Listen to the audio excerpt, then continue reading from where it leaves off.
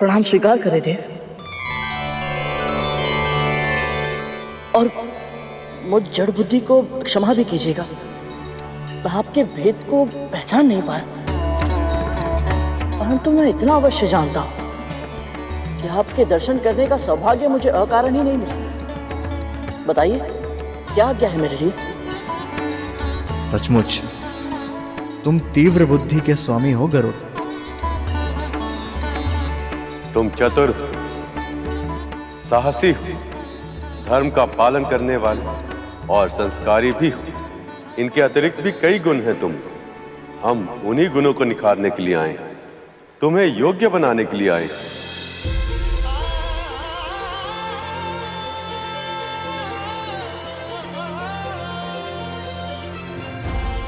योग्य बनाने अर्थात?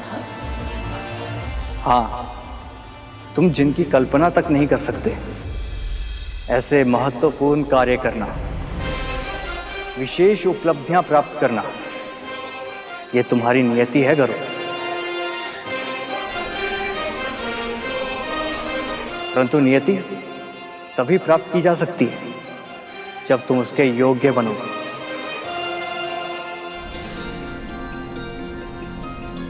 और योग्यता कैसे प्राप्त होगी, हम इसी का प्रशिक्षण देने आए हैं। ऐसा कौन सा कार्य करना है मुझे जिसके प्रशिक्षण के लिए श्री विष्णु के अंश अवतारों को स्वयं आना पड़ा? सही समय आने पर तुम्हें इसका कारण और उद्देश्य दोनों पता लग जाएंगे।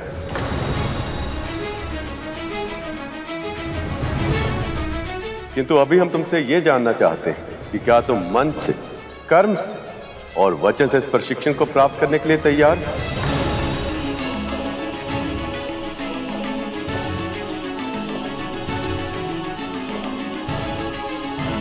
मैं आपके हर शब्द को आदेश मानकर स्वीकार करूंगा गुरुदेव।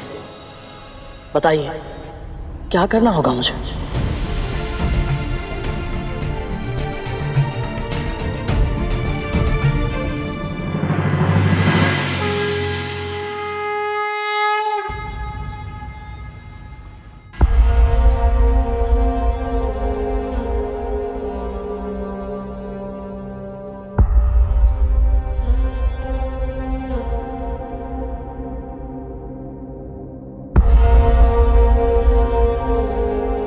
दीदी, ले। कब तक विंता? कब तक? कब तक मेरे पुत्र यूं ही युद्ध में पराजित होते रहेंगे और चोटिल होते रहेंगे? ये औषधि इनके तन के घाव को तो ठीक कर देगी, किंतु मेरे मन पे जो आघात लगा है उसे कौन ठीक करेगा?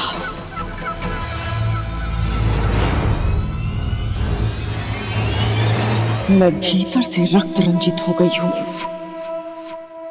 उसकी पीड़ा कैसे ठीक होगी? कैसे विंता, कैसे? दीदी, जो नहीं मिला है उसके बारे में सोचकर स्वयं को दुखी क्यों कर रही हैं? जो मिला है उस सौभाग्य का ध्यान कीजिए। स्वयं माँ लक्ष्मी और प्रभु विष्णु ने आपको आशीर्वाद।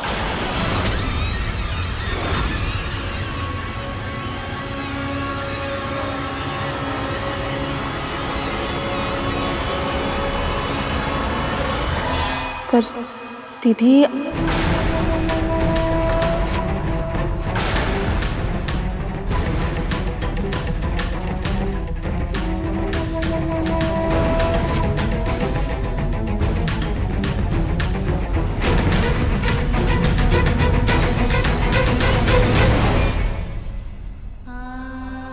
ये नागपुत्र इतने कष्ट में है, दीदी क्रोध में है और गरुड़ भी दुखी होकर न जाने कहां चला गया है। मेरा परिवार बिखर रहा है प्रभु, इसे संभालने में मेरी सहायता कीजिए।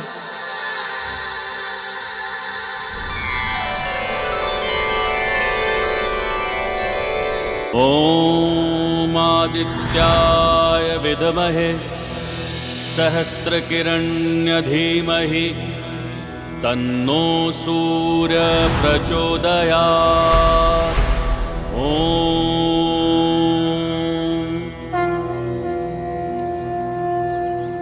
ये क्या है गुरुदेव? क्या महत्व है इसका? ये 5 अग्नियों का ज्ञान देने वाली पंचाग्नि विद्या है गण। इसका अर्थ चारों दिशाओं अर्थात पूर्व, पश्चिम, उत्तर और दक्षिण से प्रकट होने वाली सूरज देव की ऊर्जा और इस हवन कुंड से प्रकट होने वाली अग्निदेव की ऊर्जा, इन 5 का मिश्रण।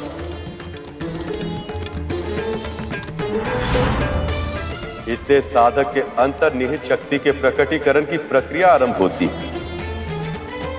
यह ऐसे भी कहा जा सकता है कि यह विद्या साधक के आत्मिक विकास की नींव है। इस संसार में आत्मा जन्म लेती है और नियत जीवन व्यतीत करके मरण को प्राप्त हो जाती है। ऐसा चक्र सदैव चलता रहता है, निरंतर। ऐसा कैसे होता है, क्यों होता है और इस चक्र से व्यक्ति को मुक्ति कैसे मिल सकती है, ये सब ज्ञान पंचाग्नि विद्या से मिल सकता है। मैं कुछ समझा नहीं गुरुदेव।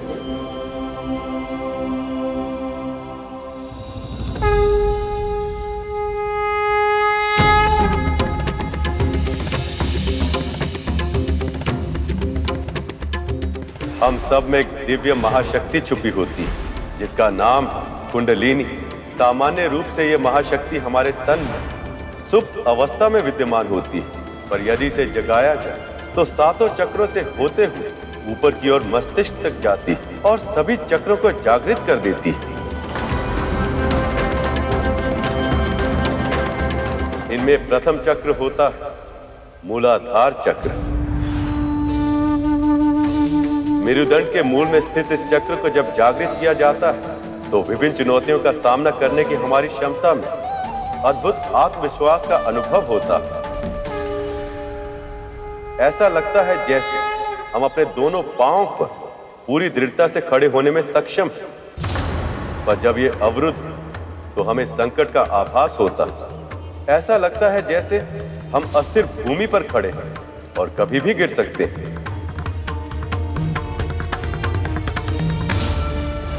दूसरा चक्र स्वाधिष्ठान चक्र। ये उदर के निचले हिस्से यानी नाभि के तनिक नीचे स्थित होता है।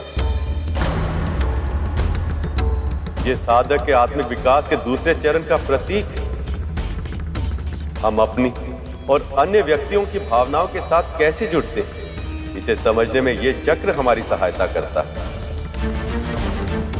तीसरा चक्र मणिपुर चक्र।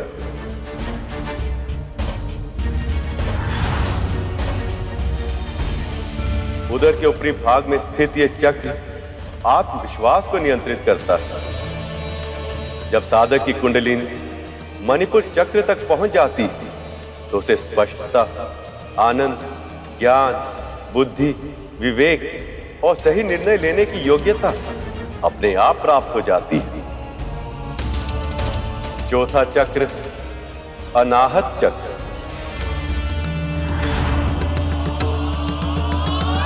हृदय के समीप व्यक्ति के वक्ष के मध्य में स्थित यह चक्र अपने से नीचे और अपने से ऊपर चक्रों के मध्य में पुल की भांति कार्य करता है। प्रेम, आनंद और शांति इसी चक्र के नियंत्रण में है। पांचवा चक्र है विशुद्ध चक्र।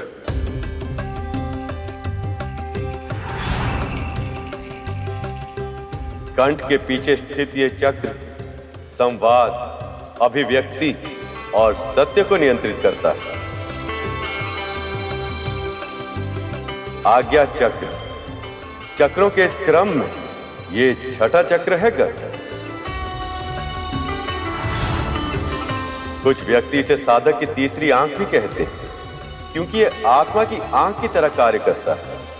इसके सिद्ध हो जाने पर साधक को अंतर्ध्वनि सुनाई पड़ने लगती है और अंतर्ज्योति दिखाई देने लगती है। और फिर सबसे ऊपर होता है सहस्त्रार चक्र या चक्रों का मुकुट, ये सर्वोच्च चक्र होता है गरुड़। मस्तिष्क के ऊपरी भाग में स्थित यह चक्र एक सहस्त्र पंखुड़ियों वाले कमल के समान होता है। यदि साधक इसे सिद्ध कर ले तो उसकी कुंडलिनी शक्ति पूर्णता पा जाती। तब साधक आत्म अनुभूति और ईश्वर की अनुभूति करने में सक्षम हो जाता है। तब उसका मन पूरी तरह से निश्चल हो जाता है और उसकी आत्मा ब्रह्मांड की चेतना से जुड़ जाती है। ये शक्ति तो बहुत ही अद्भुत है गुरुदेव। क्या मैं कुंडलिनी शक्ति को जागृत करने की प्रक्रिया इस क्षण आरंभ कर सकता हूं?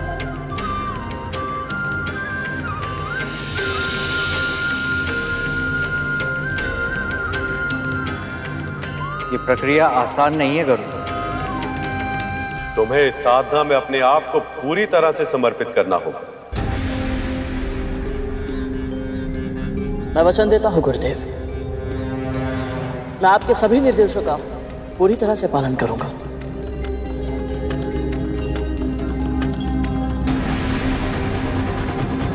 हमारे सामने जो अग्नि प्रज्वलित है उस पर ध्यान केंद्रित करो।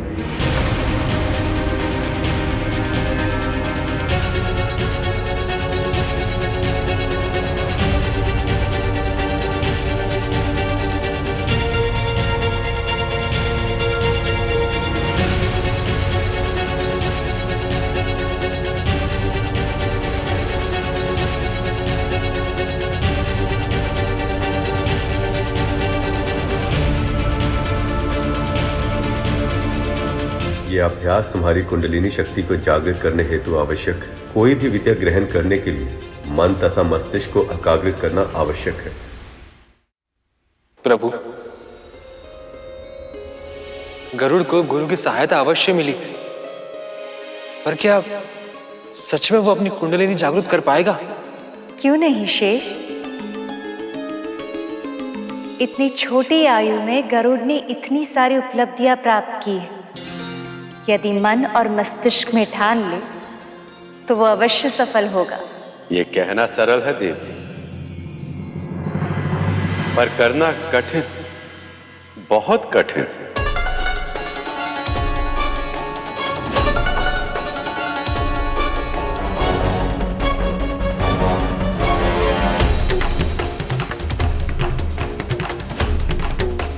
मुझे इस अग्नि को और कितनी देर तक देखना होगा?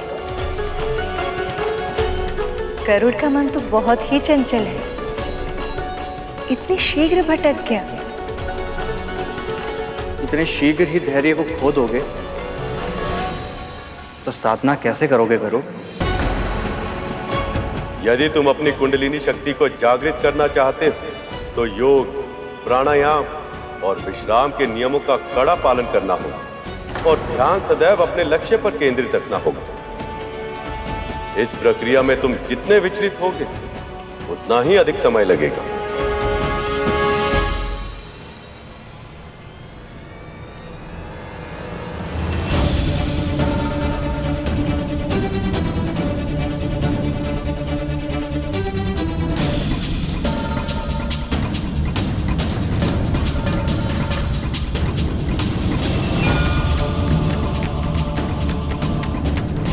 यदि गरुड़ इस प्रथम चरण को ही पार न कर सका तो ये अपने जीवन का लक्ष्य कैसे प्राप्त कर लेगा?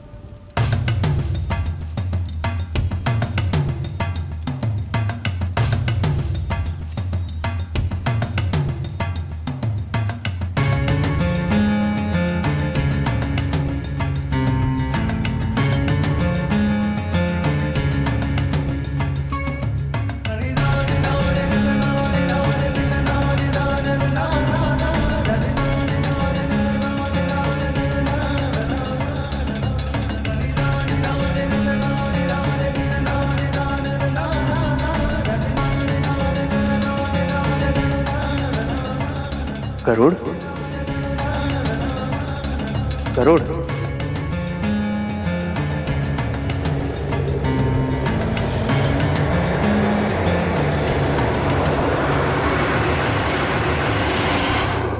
पूरी रात बीत गई है, गरुड़ अभी तक लौटा क्यों नहीं? ओम नमो भगवते वासुदेवाय। ओम नमो भगवते वासुदेवाय। ओम नमो भगवते वासुदेवाय। ओम नमो भगवते। गरुड़ स्वयं को आपके चरणों में समर्पित कर रहा है प्रभु। अब मुझे उसकी चिंता नहीं है, आप उसके मन को अवश्य शांत करेंगे।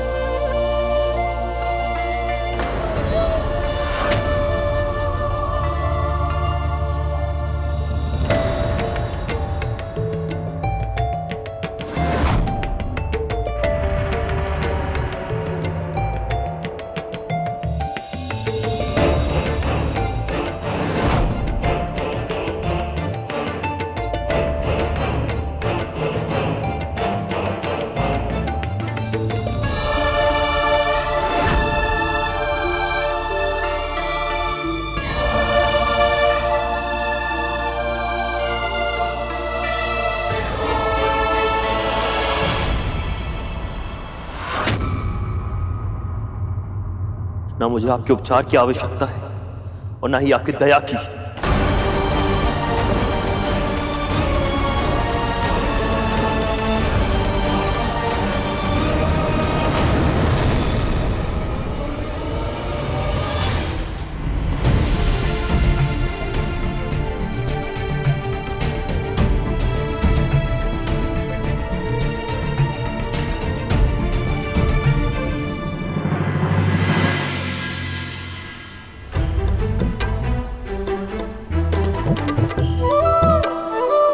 अद्भुत, यहाँ भगवान सो रहे और वहां उनका भक्त।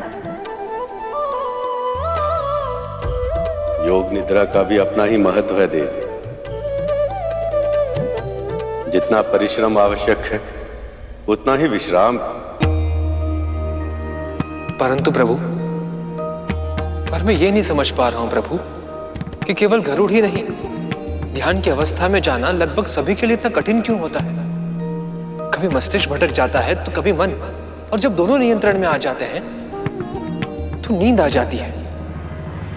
ऐसा क्यों होता है प्रभु? क्योंकि शेष,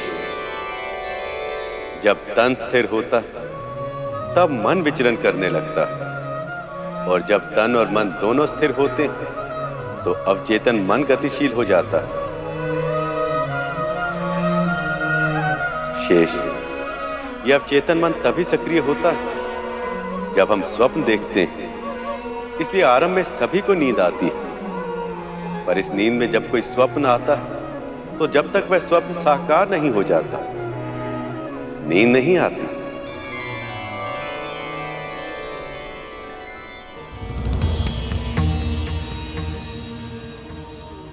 यदि तू मेरा ये कार्य करने के लिए तैयार है तो मैं तुझे और तेरी मां को दासत्व से मुक्त कर दूंगी। तुम्हें ऐसा नहीं करना चाहिए करो, इस पे तुम्हारा अधिकार नहीं। मेरा पुत्र और मैं, हम दोनों मुक्त हो गए, दासत्व से मुक्त हो गए हम दोनों।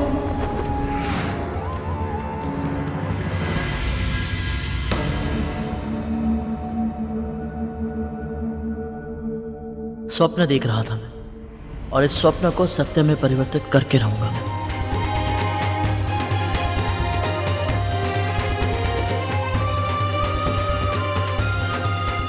यदि मैंने नर नारायण द्वारा दी गई शिक्षा को योग्यता से प्राप्त कर ली तो उनके कहे अनुसार मैं भविष्य में कई उपलब्धियां प्राप्त करूंगा, और उनमें से मेरी प्राथमिकता होगी माँ को दास्ता से मुक्ति दिलाना। अब मुझे और भी कठिन साधना करनी होगी।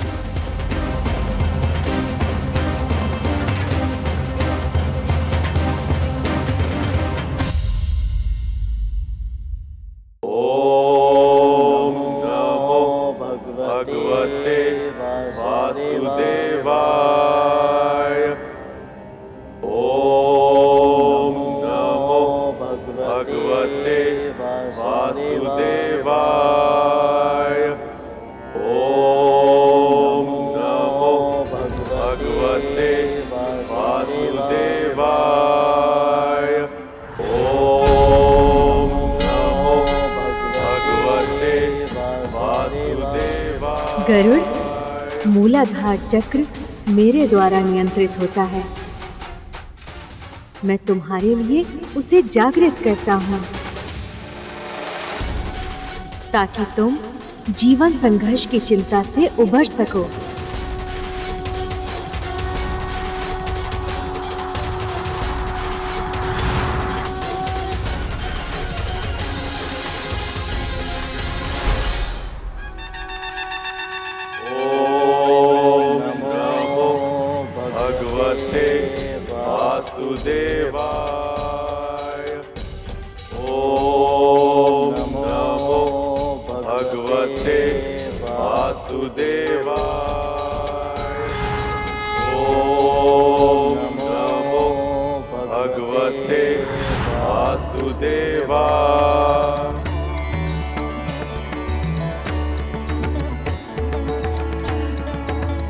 अंततः गरुड़ स्वाधिष्ठान चक्र तक पहुंच ही गया।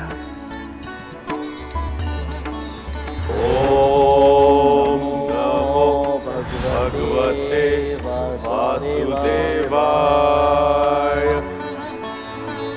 स्वाधिष्ठान चक्र को मैं नियंत्रित करता हूं गरुड़। तुम्हारी साधना से प्रसन्न होकर तुम्हारे इस चक्र को मैं जागृत करता हूं। अब से तुम्हारी भावनाएं तुम्हारे नियंत्रण में रहेंगी।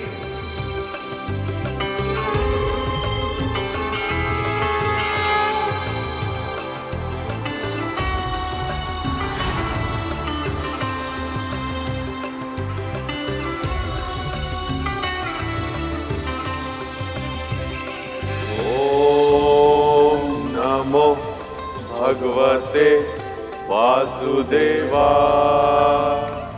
प्रभु, क्या ये सत्य है? क्या गरुड़ मणिपुर चक्र के क्षेत्र तक पहुंच गया है? ओम नमो भगवते वासुदेवाय। ओम नमो भगवते वासुदेवाय। मैं मणिपुर चक्र को नियंत्रित करता हूं गरुड़। तुम्हारी यहां तक की साधना सफल हुई, इसलिए मैं तुम्हें आत्मविश्वास, स्पष्टता और ज्ञान का आशीर्वाद देता हूं और तुम्हारे इस चक्र को जागृत करता हूं।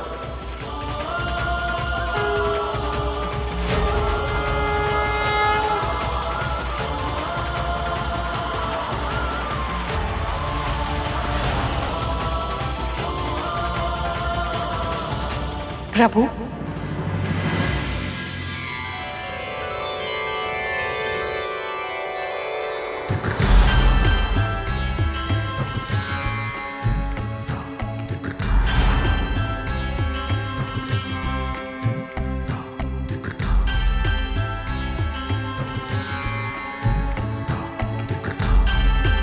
तुमने अनाहत चक्र को भी सिद्ध कर लिया है गरुड़। ये साधना के उच्च स्तरों तक पहुंचने में तुम्हारी सहायता करेगा।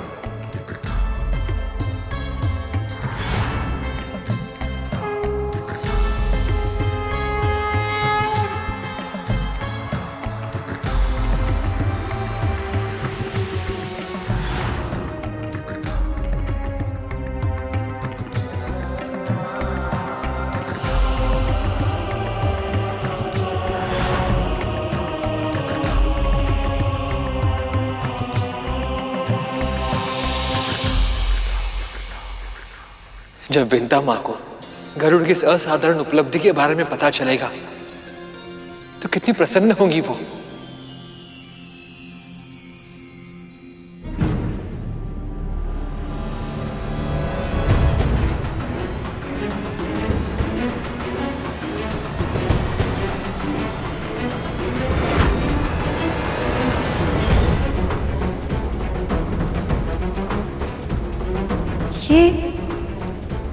ये क्या हो रहा है?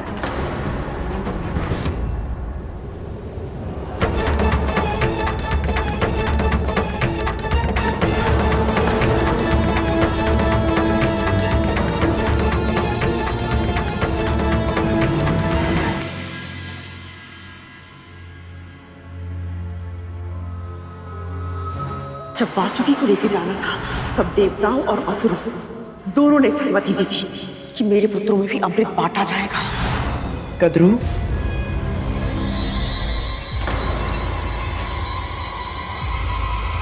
तू फिर से वापस आ गई। मेरा उपहास उड़ाने आई है ना तू मूर्खता कर दी जाए और मैं तुझ पासू भी नहीं सुननी मुझे तुम्हारी हंसी।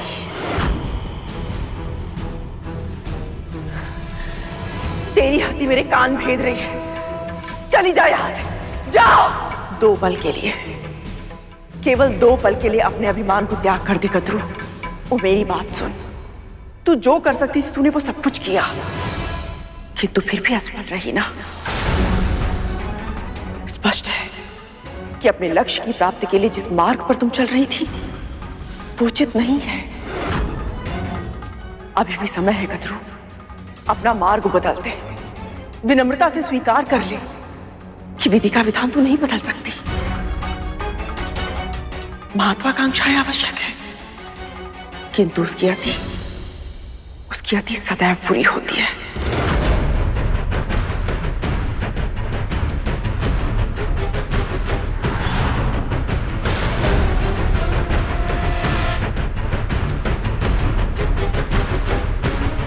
मेरी अंतरात्मा क्या संदेश दे रही है मुझे?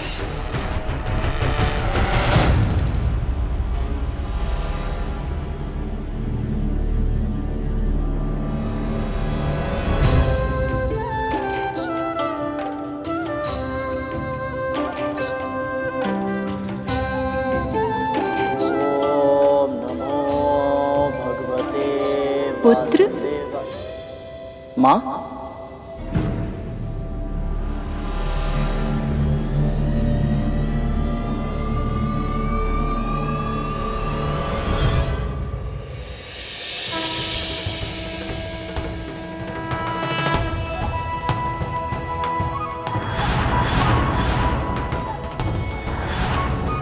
क्यों प्रभु? सखी सरस्वती ने गरुड़ को साधना के और ऊंचे स्तर तक पहुंचने से क्यों रोका? सरस्वती ज्ञान की देवी और किसको किस समय कितने ज्ञान की आवश्यकता है, ये उनसे बेहतर और कौन जान सकता है।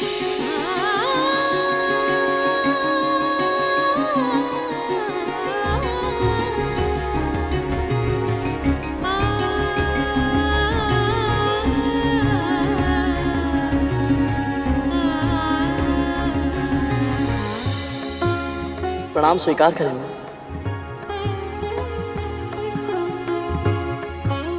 जानते हो गरुड़, मुझे तुम्हारी साधना को बीच में ही क्यों रोकना पड़ा? क्योंकि परम ईश्वरीय सत्ता के साथ एकाकार होने के लिए जिस सर्वोच्च आध्यात्मिक यात्रा की आवश्यकता है उसके लिए तुम तैयार नहीं हो गरुड़।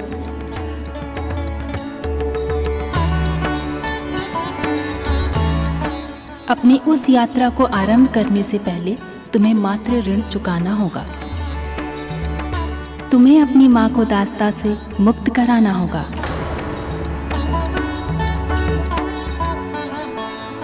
उसके बाद ही तुम उस महायात्रा के योग्य बनोगे।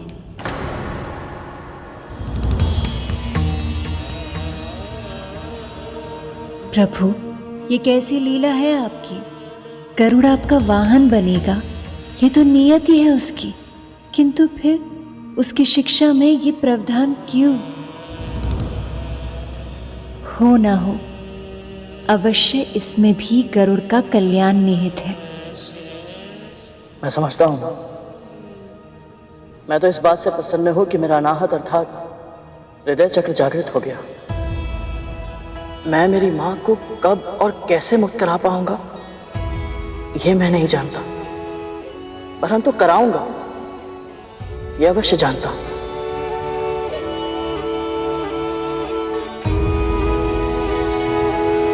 और जहां तक प्रश्न आगे की यात्रा का है मां, तो मेरी मां सदैव कहती है यदि मन भक्ति से भर जाए तो प्रभु को पाने की शक्ति अपने आप ही अर्जित की जा सकती है। प्रभु की कृपा से मैं ये योग्यता भी अर्जित अवश्य कर लूंगा। तुम अपने दोनों लक्ष्य अवश्य पूर्ण करोगे। मेरा आशीर्वाद तुम्हारे साथ है।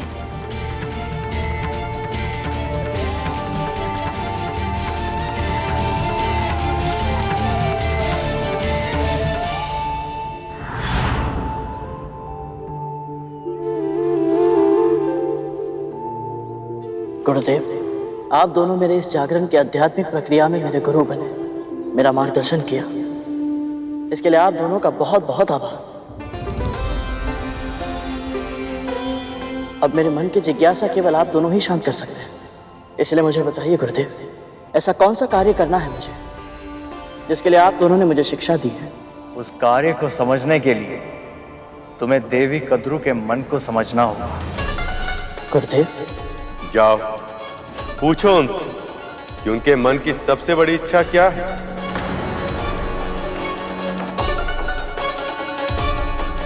जो आज्ञा गुरुदेव।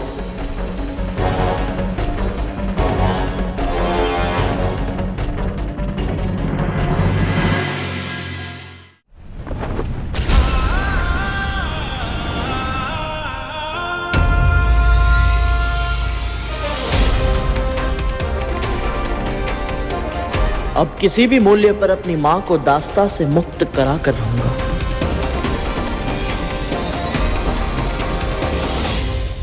मां,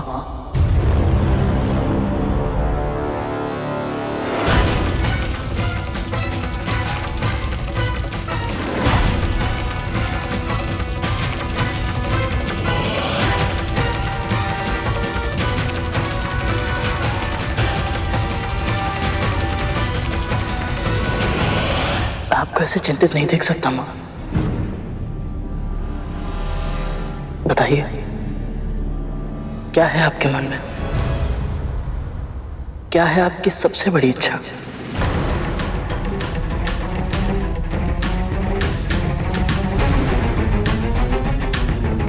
ये क्या हो रहा है मेरे साथ? मेरी अंतरात्मा मुझे कोई संदेश देना चाहती थी और अभी गरुड़ यहाँ जाना, इसका क्या अर्थ हो सकता है? माँ को ये क्या हो गया है प्रभु? ये मैं भी सोच रही हूँ, कद्रू इतनी भयभीत क्यों हो गई? यही तो मनुष्य की विडंबना है। वो सदैव चाहता है कि भगवान उसे वो दे दे जो उसके मन की सबसे बड़ी इच्छा है। और यदि अचानक स्वयं भगवान आकर ये कह दे कि मांगो तुम्हें क्या चाहिए, तब उसे विश्वास नहीं होता। वो सक पका जाता है और ऐसी अवस्था में कुछ ऐसा मांग लेता है जो उसे नहीं मांगना चाहता। ये प्रश्न क्यों?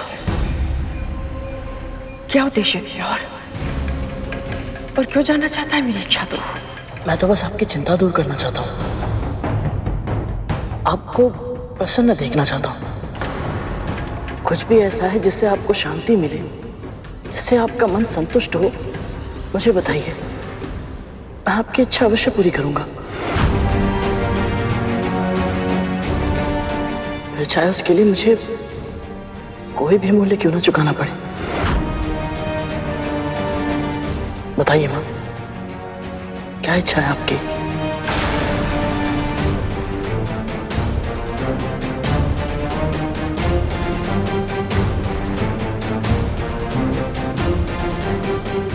खड़गीन आक्रम जीता, वीर भोग्या वसुंधरा। मेरे पुत्र सबसे शक्तिशाली हो, स्वर्ग के सिंहासन पर राज करे, अजर अमर हो जाए,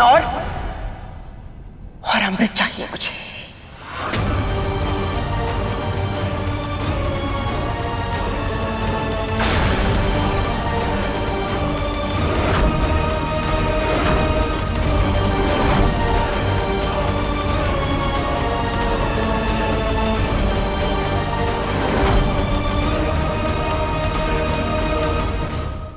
प्रभु, मां गरुड़ से ऐसी अनुचित मांग कैसे कर सकती है? देवराज इंद्र ने इतना समझाया, फिर भी कद्रू समझ क्यों नहीं रही? अपने पुत्रों को मरणासन अवस्था में देखने के बाद भी उसका मन मान क्यों नहीं रहा कि अमृत पर इनके पुत्रों का अधिकार नहीं है?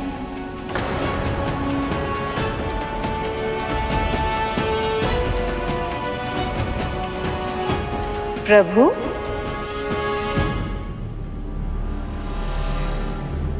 आपने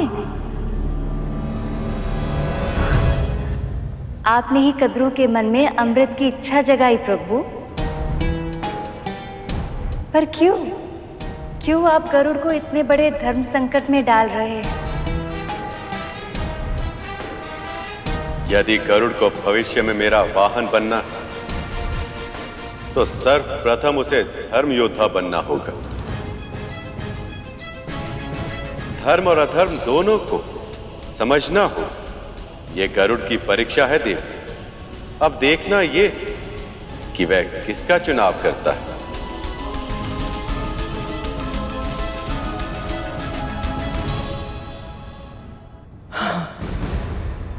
अमृत चाहिए मुझे।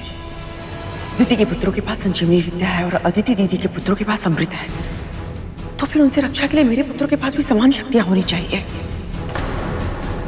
बस एक बार उन्हें अमृत मिल जाए तो उनका भय समाप्त हो जाएगा। और जब मृत्यु नहीं हो सकती तो है किस बात का? माँ, ये क्या मांग रही है? वही जो मेरी सबसे बड़ी इच्छा है। मुझे अमृत चाहिए गरुड़।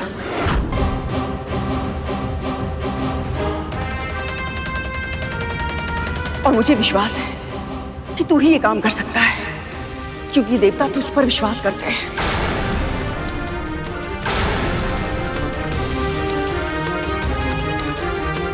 ना तो तू मंदराचल पर्वत उठाता, ना मंथन होता, और ना उन्हें अमृत मिलता।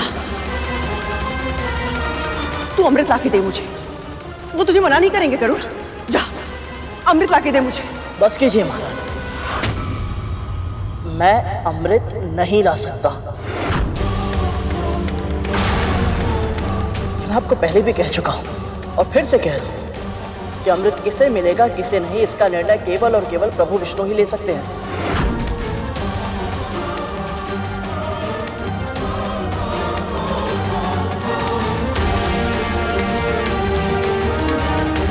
गरुड़ सही कह रहा है दीदी,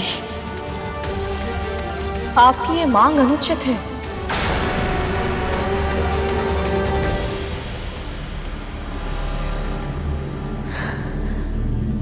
बस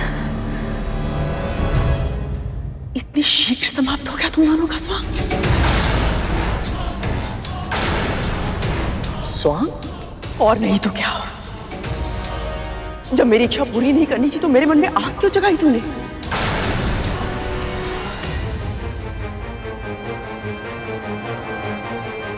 मैं अपनी मांग लेके तेरे पास नहीं गई थी, तू स्वयं आया था मेरे पास। स्मरण है ना तूने क्या कहा था? मां बताइए अपनी इच्छा, मैं आपकी हर इच्छा पूरी करूंगा। और जैसे ही मैंने अपनी इच्छा प्रकट की, मैं मां से महारानी बन गई तेरे लिए। हर बार कोई ना कोई षड्यंत्र करता है तू गरुड़, और आज भी मेरी मां की भावनाओं के साथ खेल रहा है गरुड़। नहीं कालिया भैया, मेरी ऐसी कोई इच्छा नहीं थी। आज तूने शांत जल में कंकड़ मारकर फिर हलचल उत्पन्न की है गरुड़।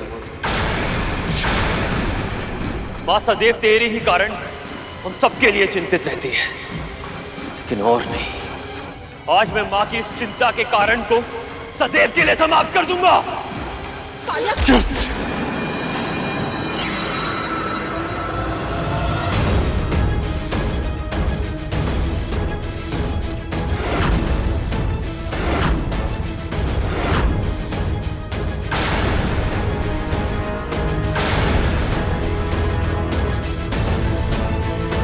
इतना क्रोध, इतनी शक्ति, कहीं मेरी अंतरात्मा मुझे ये संदेश तो नहीं देना चाहती थी कि गरुड़ ही मेरे पुत्रों के लिए संकट का कारण बनेगा। नहीं, मुझे मेरे पुत्रों के लिए अब अमृत लाना ही होगा, भले ही मुझे गरुड़ को और विंता को अपनी दास्ता से मुक्ति का वचन ही क्यों ना देना पड़े। पक्षीराज गरुड़ के साहस भरे कारनामे देखने के लिए चैनल को सब्सक्राइब करें और साथ ही बेल आइकॉन दबाना न भूलें।